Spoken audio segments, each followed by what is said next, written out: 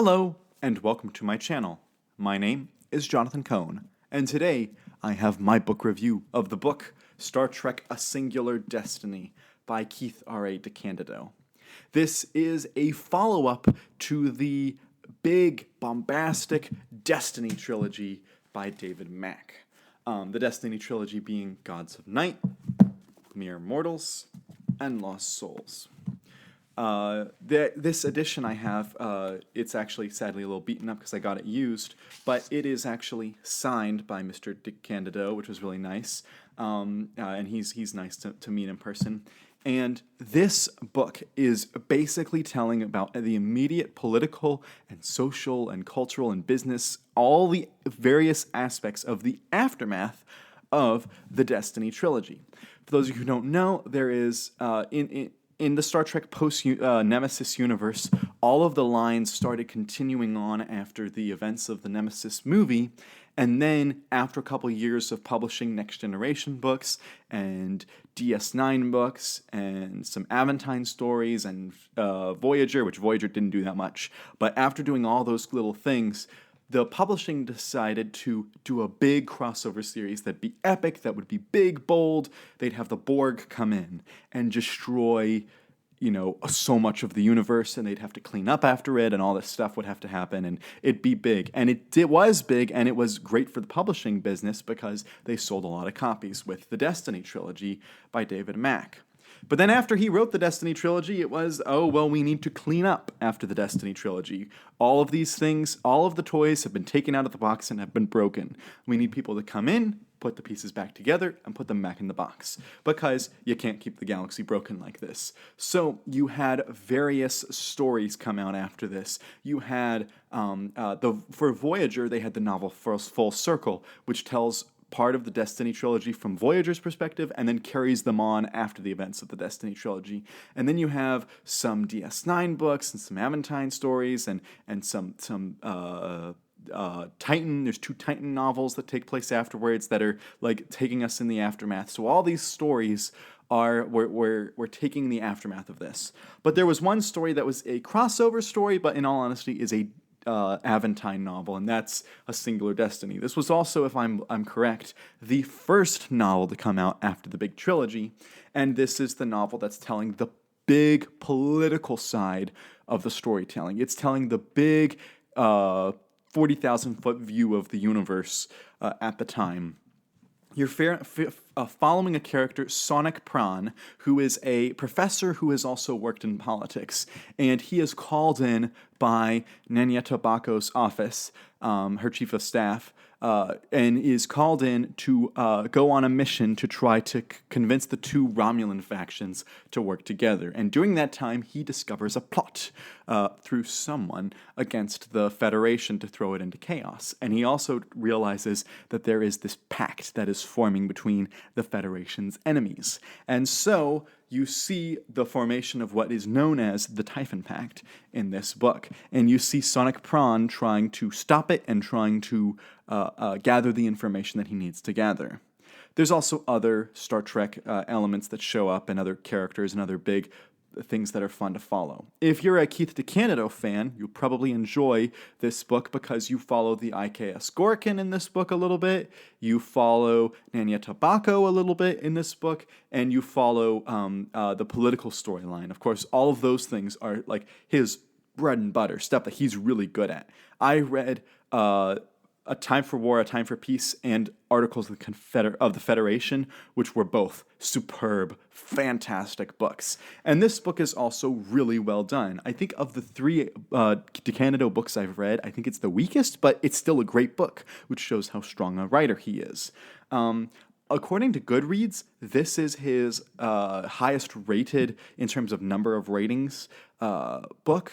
This book has over 900 ratings. The rest are 700 or below. And I really do believe that is from 2 reasons. One, was coming off of the Destiny trilogy, which was what got a lot of people back into reading Star Trek books. But I also think that it helps that it literally has the title Destiny in this, and so people associate this with the Destiny saga. And so I think that probably helped the book. And also, it being a crossover book kind of helped out a little bit. Whereas the Articles of the Federation is also a crossover book, but it was harder to sell that idea. I think this one's an easier sell. But this book, I think it tells an entertaining story, but I don't think that it is quite on full cylinders. This book does actually remind me quite a bit of the Star Wars novel Aftermath.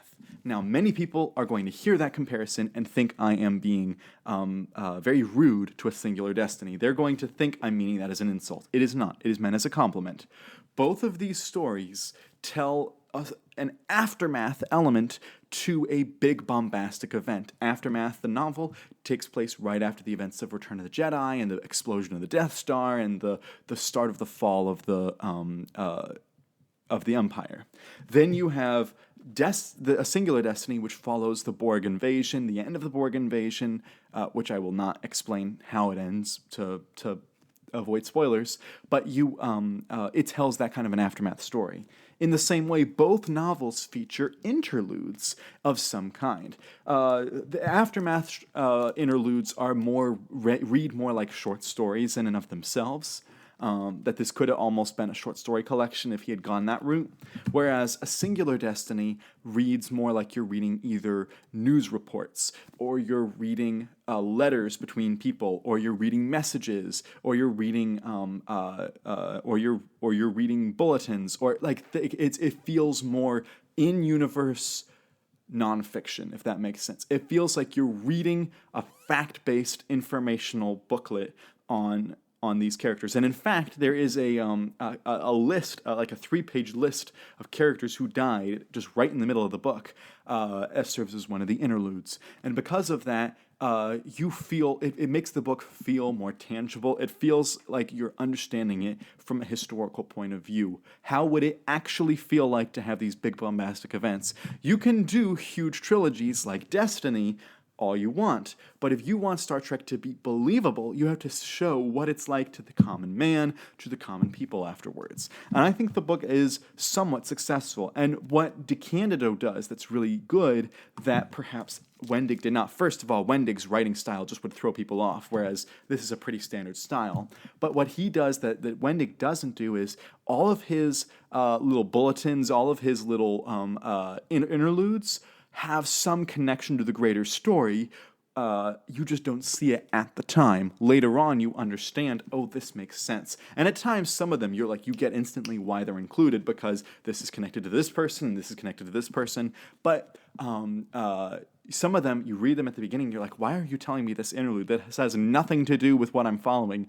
And then by the end of the book, you're like, oh yeah, I see how that connects. So I think DeCandido did a very admirable job with that. Sadly, this is DeCandido's last novel to date in the Star Trek pocket line. He hasn't written any novels in the last decade plus. This came out in early 2009, and that's really, in my opinion, a shame, because he's a great author, and he's done a great job. And at least according to Goodreads, this is his top book in terms of number of sales. Now, maybe that's totally wrong. Maybe the Goodreads audience doesn't reflect the full Star Trek audience. I'd love to know what the actual ratio is and what the actual numbers are like, but it's not up to me to know. But still, this book I thought was probably fairly successful, so I would hope that DeCandido gets more opportunities in the future, but that looks unlikely with the current editorial staff over for the Star Trek line.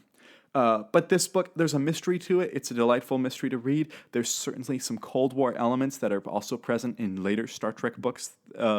There's lots of connections to things that have happened in the past. But this is an Aventine novel. This is an Aventine. This book has 3 major elements to it. It's the Aventine storyline. They're the main characters that you're following. There's also the political elements that the Aventine is doing. And then there is the IKS Gorkin stuff that is happening on the side. And that's the B plot that is connected to the A plot, but you don't exactly know how until the end. So that's my review of A Singular Destiny. I'd give it probably about an 8 out of 10, 8.5 out of 10. It's a good book. It's really entertaining. It is not the top tier Star Trek novel that, say, the other Keith DeCandido books I've read, Time for War, A Time for Peace, and Star Trek Articles of the Federation, but it's still, in my opinion, a good book. So if you've read this book, let me know your thoughts in the comments section down below. Did you like the interludes? Did you like the different plot lines that we follow? Do you like the post-Nemesis universe? Do you like the post-Destiny storytelling? And which other post-Destiny books do you recommend I read? Let me know all those thoughts and more in the comments section down below. But until next time, I'm Jonathan, and thank you for watching.